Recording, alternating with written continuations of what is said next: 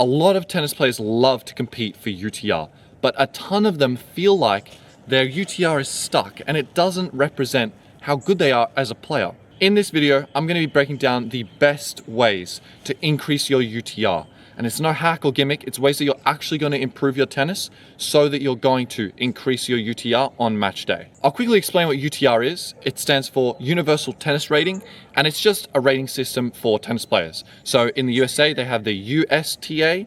In some European countries, they have the ITN. It's just a way to tell how good you are compared to other players. I've been able to increase tons of players' UTR in just a matter of months, all online. So I'm going to be showing you the ways that we did it and the skills that we improved and were thinking about in our matches to make sure that we were getting UTR improvements. Now, the thing about the UTR is that it only increases or decreases based on your match performance. And everyone knows that the match performance is never how good you really are, but it's the only way we can sort of tell how good you are. So in this video, I want to be breaking down some key skills that are going to win you more matches and therefore increase your UTR. Because a lot of people are focusing on the wrong things when they feel stuck in their competitive leagues. So I'm going to break that down in this video. First thing I want to talk about is your ground strokes. How good you can hit your forehand has nothing to do with how good your UTR is going to be. Well, it will a little bit, but on the extreme, if you can only hit one good forehand out of 4 forehands, you're never going to win a match. Simply mathematically, you cannot win. If you were to only hit a winner in 1 of 4 shots and the other ones were all unforced errors, you can't win. Now, why do I mention this? A lot of players, they try to increase their best. They try to hit their best forehand and then try and improve that best forehand. That really good forehand that they can get when the ball is really nice and close to them, so they feel really comfortable. But that's not what's going to happen in a match, and that's not what decides your UTR. In UTR matches, and in most competitive matches, the game is decided on who is more consistent. So if your worst is an unforced error 3 out of 4 times, and your best is a pro-level forehand, but only 1 out of 4 times, you might feel like you're a better player than whoever you just lost to, but you're going to lose to them 6-love at that odds because you literally can't get a game off them. It's that simple. And so consistency is king in your competitive matches, especially at the club to college level. You cannot expect to win matches when you're inconsistent and making too many unforced errors. The best way that you can improve this is by going to a player that is likely the same level or better than you and putting yourself in those difficult situations just by rallying or playing points against them in a practice match. It's so important. Defense is such an important part of tennis, but a lot of people who lack consistency lack the ability to defend.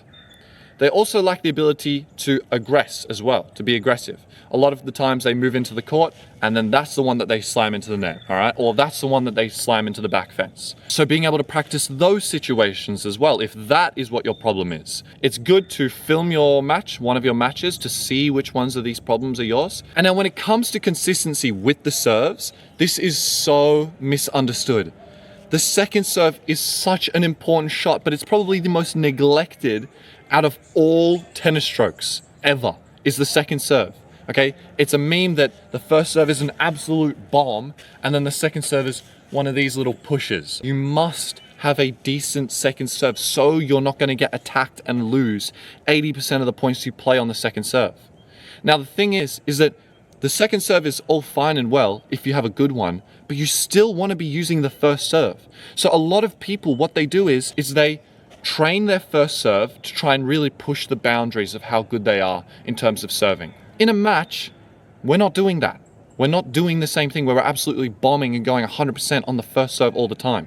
This is such a mistake that so many people make, and it's insane. If you hit a first serve in, you're probably going to win the point. If that is the case, you want to hit as many first serves in, even if they're not the best serve that you've ever served. Not every first serve needs to be an absolute bomb. Get some spin on the ones that maybe the point is a little bit more important, because you can make those adjustments during a game and you need to be able to. If you're always hitting a serve that's 50% chance and you just keep doing that over and over and over again, eventually you're going to get 3 or 4 in a row that don't go in all right? And then you're forced to rely on that second serve where the opponent is more likely to win. Now, if you feel like you're stuck with your UTR score, you feel like you're really underrated, if you join the link in the description, it's a free community where you can message me and we can talk about how you can increase that UTR of yours within a matter of months, not years. So go ahead, click the link in the description, and let's get on with the video. Now, the second thing I want to talk about is your fitness. This is probably the biggest one for a lot of people, all right? In the second and third set, you must be able to play at least 90% of what you played in the first set. You cannot be falling off a cliff as soon as the game gets a little bit long, because a lot of matches, you're going to be playing against a player that is at your skill level. So in theory, if the rating system was working perfectly, you would go into a tiebreaker on each set, and then you would play forever in the last, but you'd go for the super tiebreaker at the end, or the tiebreaker in the third set, whatever format you play. Naturally, as soon as you start playing competitive matches with people that are near your competitive level, the matches are gonna go for longer. So if you're not able to make it through and really push through those second and third sets, maybe the second tiebreaker of the match, you're going to be losing a lot of the matches that you should be winning or very much in contention for. I see a lot of players, they lose 7-6 in the first set and then they lose the next set 6-1. Now, this could be something about your mental, which I'll touch on later, but it can also, and most of the time, it's about the physical. So you must be able to move into the second and third set and not feel absolutely trashed after the first one.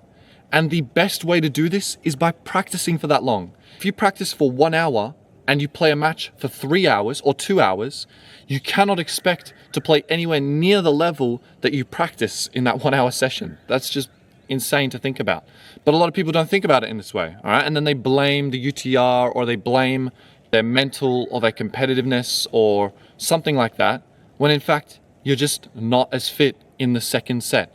So go out and when you do your practice session, try and hit for longer. Keep the rallies going. Be able to go to the second, even third hour of a match. That way, you're going to be winning where it matters most in those tiebreakers. And now the last thing that I wanted to touch on, which I mentioned earlier, is your mental. You must have great mental fitness, especially as you're moving into longer matches, to not get distracted. It's super important that you're able to stay in the match, even if you're down, even if you're up, whatever. So a lot of players, what can happen is if the score is 5-2, all right, and you're up, you start to be a little bit careless, you start to lose a little bit focus, and then you allow players to come back to that 5-all. Another extreme, and this is sort of what I do a little bit, is people only really start playing when they're 5-2 down, all right, when they're losing, and then they start getting into it and really fighting for it, all right?